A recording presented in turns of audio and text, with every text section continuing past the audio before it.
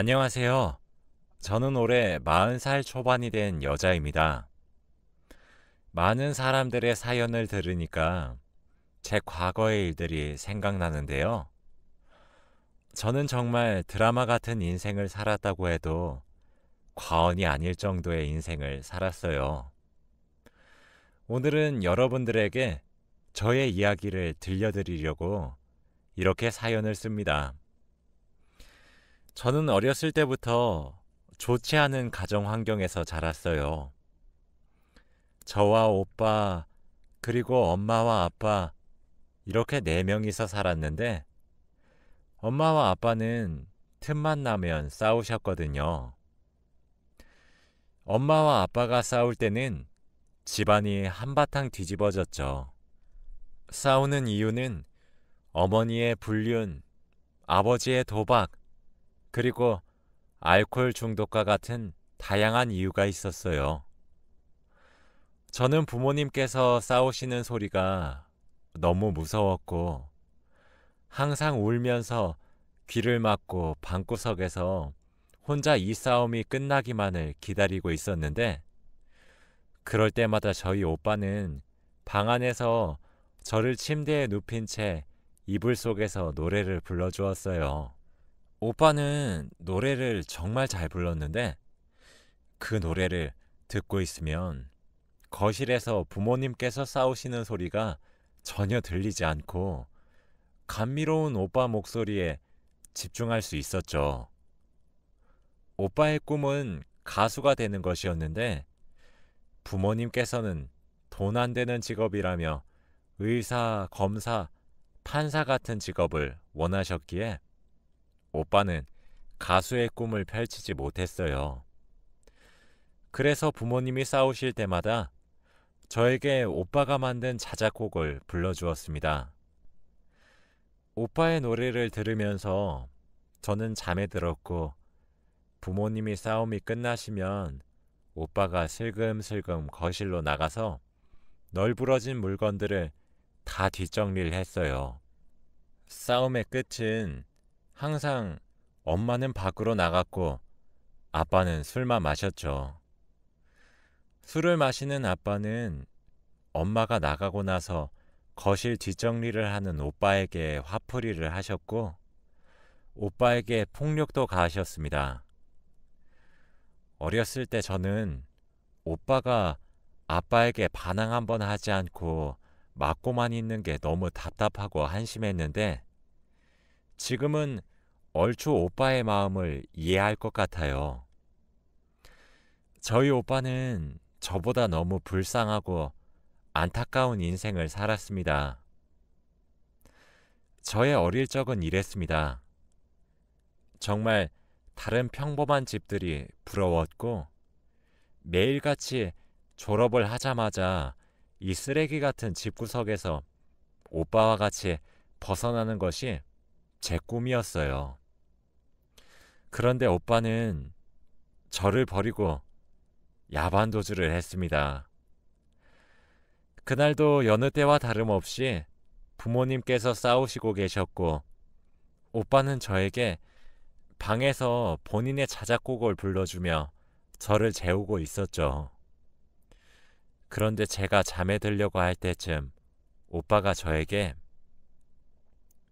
수연아, 오빠 곧 돌아올 테니까 딱 100일만 기다려줘. 알겠지? 라고 하며 조용히 침대에서 일어나 방문을 열고 나갔어요. 그게 제가 본 오빠의 마지막 모습이었습니다. 저는 오빠가 100일 동안 자신을 폭행하는 아빠를 신고하려고 하나 보다 싶어서 딱히 붙잡지 않았고 날짜만 열심히 세고 있었어요. 그런데 100일이 지나도 오빠는 돌아오지 않았습니다. 오빠는 100일 동안 연락 한 번 없었고 집에도 들어오지 않았죠. 제가 의지할 사람은 오빠밖에 없었는데 이 집구석에서 저 혼자 남겨지니까 오빠가 나를 버렸다는 생각이 들면서 너무 슬프더라고요. 그때는 연락할 방법도 없었고 오빠는 성인이었던지라 찾아다닐 수도 없었습니다. 울면서 동네를 다 헤집고 다녀도 오빠는 없었고 야반 도주라서 아무도 오빠를 본 사람도 없었죠. 저한테 늘 따뜻하게 해주던 오빠가 저를 버렸다는 것이 실감이 나지 않았고 오빠 없이 혼자서 아무것도 할 수 없는데 이렇게 무책임하게 저를 떠난 게 너무 미웠어요. 오빠가 집을 나간 동안 부모님은 결국 이혼을 하셨고 집에는 저와 아빠만 있었어요. 저는 아빠와 제가 둘이 남겨지게 되면 아빠가 저에게 폭력을 가할까봐 최대한 둘이 붙어있지 않으려고 했지만 엄마와 이혼을 해서 싸울 일이 없어서 그런지 아빠는 저를 때리지 않았고 집으로 와도 술만 먹고 계셨죠. 그렇게 한 지붕 아래서 서로 아는 체 하지 않고 각자 생활했습니다. 저는 고등학교 졸업을 하자마자 독립을 하자는 생각으로 공부를 정말 열심히 했고 좋은 대학교에 갈 수 있었습니다. 그런데 제가 생각을 하나 못한 게 있었어요. 바로 등록금입니다. 저희 집은 정말 뼈저리게 가난했기 때문에 대학교 등록금을 낼 수 있는 돈이 없었어요. 그래서 어쩔 수 없이 저는 대학교를 진학할 수 없었네요. 고등학교 졸업을 하자마자 돈을 제일 많이 준다는 공장에 취직을 했고 혼자 돈을 악착같이 벌었습니다. 그런데 제가 돈을 버니 갑자기 아빠의 태도가 달라졌어요. 바로 그만둔 줄 알았던 도박에 다시 손을 대신 겁니다. 그때는 월급을 현금으로 받던 시절이라 저 몰래 제 월급 봉투에서 한두 푼씩 가져가셨는데 점점 가져가시는 액수가 커졌죠. 처음에는 저도 몰랐어요. 그런데 월급이 점점 줄어들고 동료들과 다른 액수에 의심을 했고 그 범인이 아빠인 걸 안 뒤에 아빠에게 가져가지 말라고 화도 내보고 숨겨도 보고 다 했지만 그럴 때마다 아빠는 눈이 반쯤 뒤집어져서 돈 가져오라며 저에게 성화를 내며 난리셨습니다. 저는 친구에게 제가 벌었던 돈을 맡겨달라고 한 채 돈이 어느 정도 모였을 때 집에서 최대한 멀리 떨어진 곳으로 독립을 했습니다. 20살에 타지에서 혼자 생활하다 보니까 정말 무섭고 외로웠는데 집구석에서 사는 것보다 나았죠. 그런데 저는 오빠를 정말 찾고 싶었습니다. 그때는 경찰들이 제 말을 들어주지 않았고 저를 정신병자 취급을 하면서 내쫓기만 했고 오빠 친구들은 제가 하나도 몰랐기에 소식을 들을 수도 없었죠. 살아있는지 죽었는지라도 확인하고 싶어서 가족관계 증명서를 떼면 오빠는 아직 잘 살아 있었어요. 그렇게 오빠의 행방은 알지 못한 채로 저는 혼자서 살고 있었습니다. 혼자 사니까 이불 속에 들어갈 때마다 오빠가 예전에 불러주던 노래가 생각이 계속 나서 오빠가 너무 보고 싶었습니다. 매일 밤마다 제발 오빠를 만나게 해달라는 소원을 빌며 잠에 들었죠. 그렇게 한 몇 년이 흐른 것 같아요. 그동안 저는 직장에서 정직원으로 전환도 되었고 여유도 조금씩 생겼습니다. 그리고 딱 한 가지의 변화는 바로 남자친구가 생긴 거였죠. 정말 다정하고 멋진 사람이었는데 저의 모든 집안 사정을 알고도 저를 보듬어주는 사람이었습니다. 저희 가정 환경이 늘 저의 흠이라고 생각해서 매번 숨기고 다녔는데 이 사람은 제 과거를 듣고 그동안 많이 힘들었겠네 라고 하면서 자기가 눈물을 흘리더라고요. 제 이야기를 들으면서 하나같이 저를 이상한 눈초리로 보는데 이 사람은 뭔가 달랐습니다. 늘 공감해주고 격려해주면서 의지가 되어주는 사람이었죠. 그런데 이 사람은 또 부유한 가정 환경에서 자랐는데 호화로운 주택가, 가정부가 여러 명 있는 그런 집이요. 다들 아시죠? 자신을 태우는 차가 따로 있고 마당도 아주 넓은 그런 집에서 살았어요. 이런 부잣집 도련님이 저 같은 여자를 좋아해 준다는 게 정말 신기했습니다. 아무튼 저와 남자친구는 정말 열심히 연애했고 서로밖에 눈에 들어오지 않았어요. 이 사람과 몇 년 동안 연애를 했는데 저에게 대뜸 프로포즈를 하더라고요. 저는 이 사람의 아내가 될 그릇이 되지 않는다는 걸 저도 알고 있었고 분명히 남자친구 집안에서 반대가 굉장히 심할 거라고 생각했어요. 그래서 처음에는 반대를 했습니다. 이 사람에게 제 속내를 다 이야기했지만 남자친구는 자신의 뜻을 굽히지 않았고 자기만 믿으라며 결혼을 하자고 하더라고요. 지금까지 너무 힘들게 살았으니 이제부터 평생 손에 물 한 방울 묻히지 않게 해주겠다고 하면서 말이에요. 솔직히 그 말에 저는 너무 흔들렸고 몇십 년 동안 쉬는 날 없이 돈만 벌었던 제 자신이 너무 불쌍해서 이제 조금 쉬고 싶다는 욕심이 생겨 프로포즈를 받은 것 같아요. 그런데 제 인생에서 휴식은 정말 욕심이었습니다. 남자친구네 부모님의 반대가 너무 심했어요. 당연히 이해합니다. 집안에 하나밖에 없는 아들이 이런 환경에서 자라온 여자와 결혼을 하겠다고 하는데 얼마나 속에 천불이 나시겠어요. 그런데 제가 집에 인사를 드리러 가니 저에게 악담을 내뱉으셨습니다.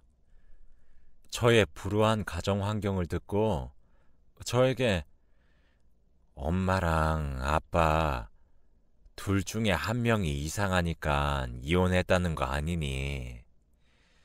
그럼 넌 그 유전자를 받았으니까 너도 이상하다는 거잖아. 어디서 너 같은 애가 우리 아들을 넘봐? 사람은 비슷한 사람을 만나야 하는 법이야. 이 결혼 절대 안 돼. 라고 하셨죠. 저는 평생 이런 말을 듣고 자랐기 때문에 타격이 없었지만 남자친구 부모님이 이 말씀을 저에게 하시니 정말 슬프고 자존감이 바닥을 치더라고요. 부모님이 이상하다고 저까지 이상한 사람 취급하는 건 너무 속상했습니다. 남자친구는 이 말을 듣고 자기가 불같이 화를 내면서 어머니, 아버지, 수연이 그런 사람 아닙니다. 제가 수연이 만나기 전에 어머니 아버지가 소개해 주시는 부잣집 여자들 다 만나봤지만 수연이만큼 진실함이 없었어요. 수연이랑 몇 년 만나면서 정말 많이 배우고 깨달았습니다. 결혼 허락해 주세요. 라고 했지만 그분들의 마음을 돌릴 수 없었죠. 남자친구 어머니는 큰 소리를 내면서 남자친구에게 화를 불같이 내셨는데 갑자기 화를 내시다가 뒷목을 잡으시고 쓰러지셨습니다.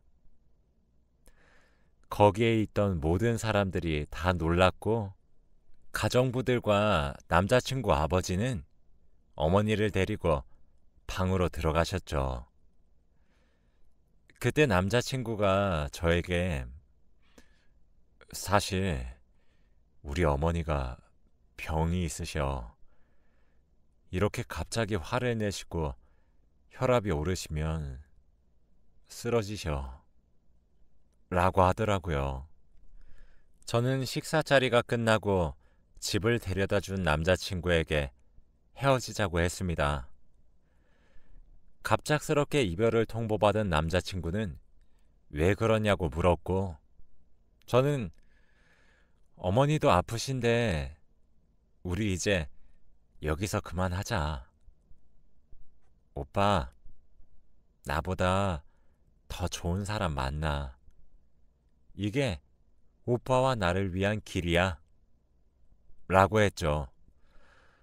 오빠는 집안과 연을 끊을 테니 부모님 말 무시하고 둘이서 살자고 했지만 저는 그게 더 잘못된 행동이라고 말하고 집으로 돌아왔습니다.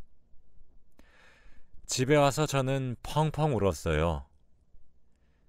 현관문을 세게 두드리면서 오빠는 수연아, 수연아, 오빠랑 얘기 좀 해. 라고 했고 저는 열어주지 않았죠. 그렇게 남자친구와 저의 인연은 끝이 났습니다. 매일같이 울면서 잠에 들었고 다음날 일어나면 똑같은 일상을 반복했죠. 남자친구와 헤어지고 몇 주가 지났는데 예정일이 지나도 생리를 하지 않았고 밥을 먹는데 헛구역질이 나오더라고요. 그 순간 설마 하는 생각이 들어서 바로 임신 테스트기를 해보니 임신이었습니다.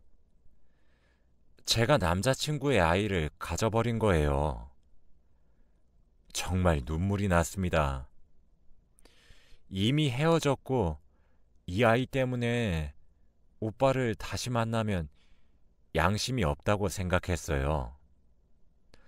그렇다고 저 혼자서 아이를 감당하기에는 경제적으로도 너무 힘들 것 같았죠. 그래서 깊은 고민에 빠졌습니다. 제 주제에 아이를 키우는 건 사치라고 생각하던 찰나에 아이 초음파를 보는데 그만 아기 심장 소리를 듣고 말았어요. 순간 이 아이를 놓치면 이 심장 소리도 더 이상 들을 수 없겠구나 하는 생각이 들더라고요. 결국 저는 혼자서라도 아이를 낳아 키우기로 결정했죠. 여자 혼자서 아이를 키우는 건 정말 힘들다는 건 저도 잘 알았습니다. 그런데 아기의 심장 소리를 들으면 복잡한 감정들이 사르르 녹아내렸습니다. 그리고 이 아기가 제 인생에 행복을 줄 것만 같았거든요. 저는 열심히 태교도 하면서 출산 준비를 했고 일은 잠시 쉬었어요. 일을 쉬는 동안 전 남자친구에게 소식을 전할까 고민도 했지만 그래도 지금쯤이면 다른 여자를 만나서 행복하게 살고 있을 것 같았기에 그 사람에게 피해가 갈까봐 일부러 말을 하지 않았어요. 그렇게 저는 홀로 아기를 출산했습니다. 아이는 아들이었는데 정말 장군감이었어요. 출산을 하고 간호사가 아이를 안겨주시는데 눈물이 멈추질 않더라고요. 인생의 대부분을 혼자 살았던 저에게 가족이 생겼다는 것이 믿기지 않았습니다.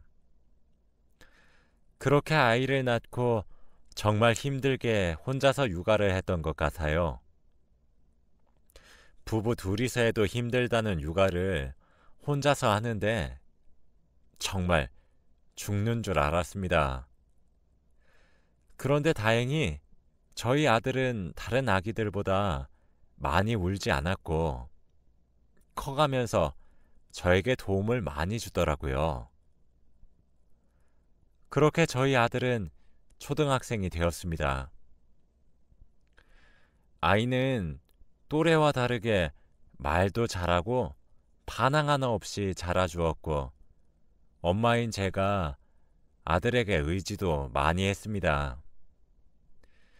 정말 친구처럼 같이 사니까 행복하더라고요. 이 금쪽 같은 아이를 키우기로 마음먹은 걸 참 잘했다고 생각했습니다.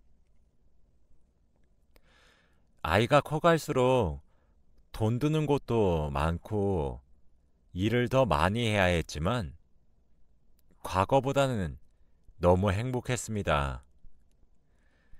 아들은 공부도 열심히 하고 밥도 혼자 잘 차려 먹으면서 제가 힘들다는 것을 다 알고 있었어요. 아빠가 없어도 왜 없는지 물어보지도 않았고 혼자서 척척 자라는 아들이었죠.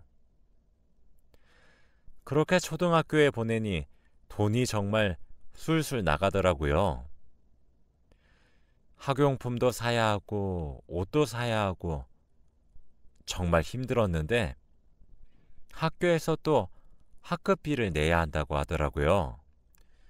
그런데 수중에 있는 돈은 없었기에 아들 담임 선생님께 전화해서 하루만 미뤄달라고 했습니다. 다행히도 승낙해 주셨고 회사에 출근해서 가부를 받았죠. 그런데 그날 학교를 갔다 온 아들이 담임 선생님께서 자신의 학급비를 내줬다고 하는 겁니다. 저는 너무 놀라서 개인적으로 연락을 드렸지만 답장이 없으시더라고요. 전화도 받지 않으시고 문자도 답장이 없으셔서 일주일 후 학부모 참관 수업이라서 그때 얼굴을 뵙고 돈을 다시 드리려고 했습니다. 원래는 일이 바빠서 참관 수업에 가지 않는데 그날은 회사 반차를 내고 갔더니 저희 아들이 너무 좋아하더라고요. 그때 앞문으로 담임 선생님이 들어오시는데 저는 담임 선생님의 얼굴을 보자마자 놀라서 아무 말도 할 수 없었어요. 바로 저희 아들의 아빠인 전 남자친구였거든요. 저는 입이 떡 벌어진 채로 그 사람을 응시하고 있었고 그 사람은 제가 올 걸 알았는지 눈이 마주쳐도 당황하지 않더라고요.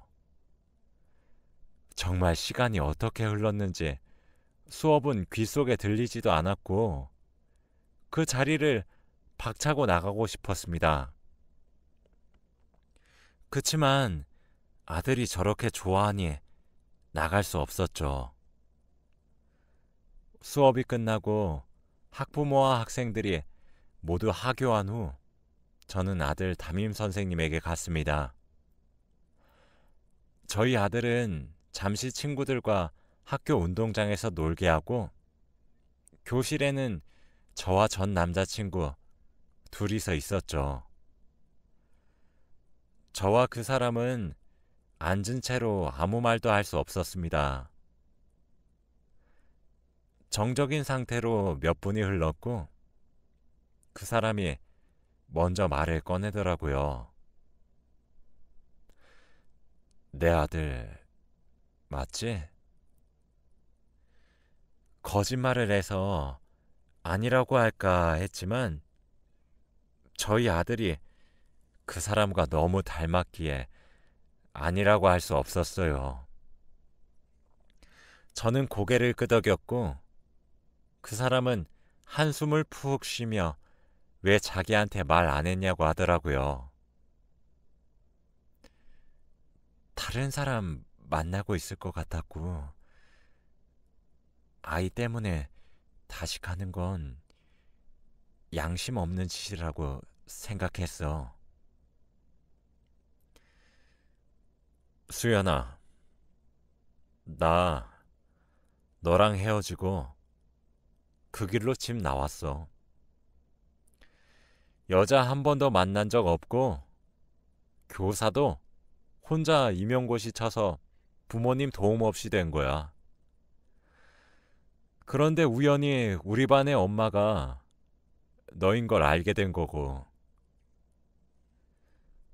그렇게 전 남자친구와 저는 그동안 어떻게 살았는지 이야기를 나누며 연락을 하기 시작했습니다. 아들에게 아빠인 티는 절대 내지 않기로 했고, 아이가 조금 크고 받아들일 수 있을 때 이야기하자고 했어요.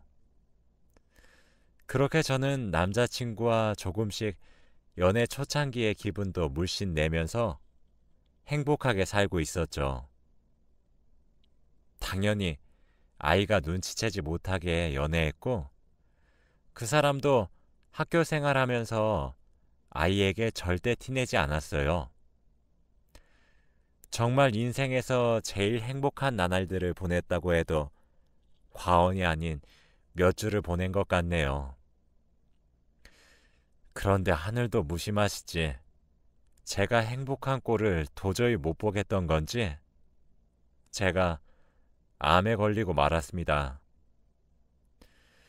나이도 30대 초중반이었는데 배가 조금씩 아팠던 게 낫지 않아서 병원에 가보니 대장암 초기라고 하더라고요.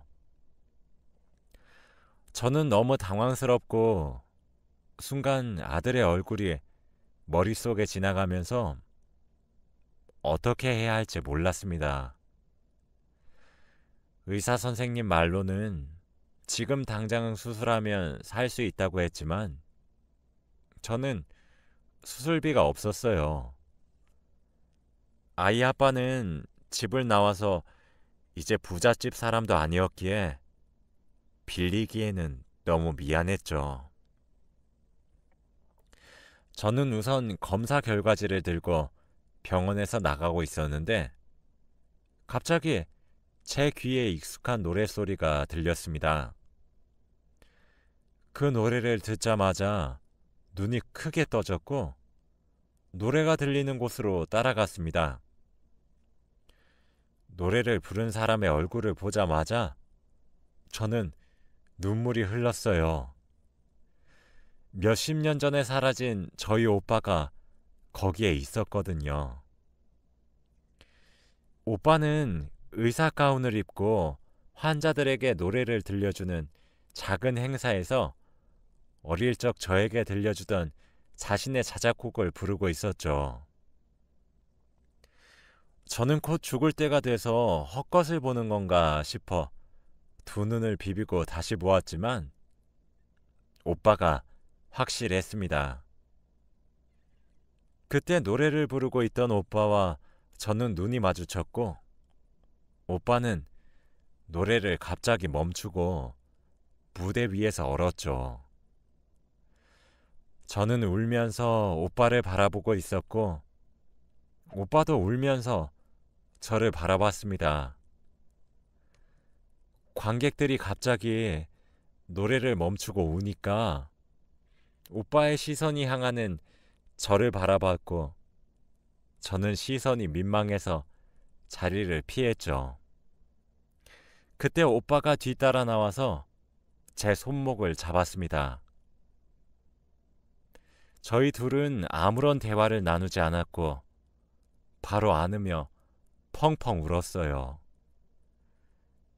조금 진정이 되고 나서 오빠에게 덜컥 화를 냈어요.